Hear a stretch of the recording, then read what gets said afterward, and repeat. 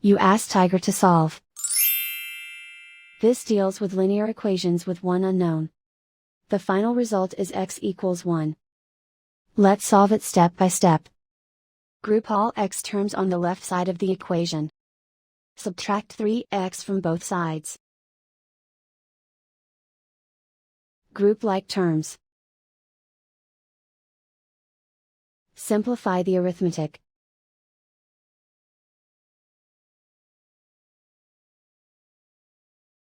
Group all constants on the right side of the equation. Subtract 8 from both sides. Simplify the arithmetic.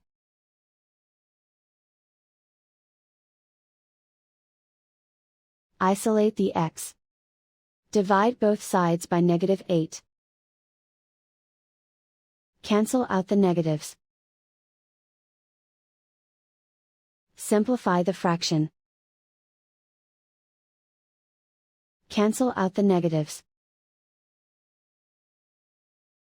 Simplify the fraction. And so the final result is x equals 1.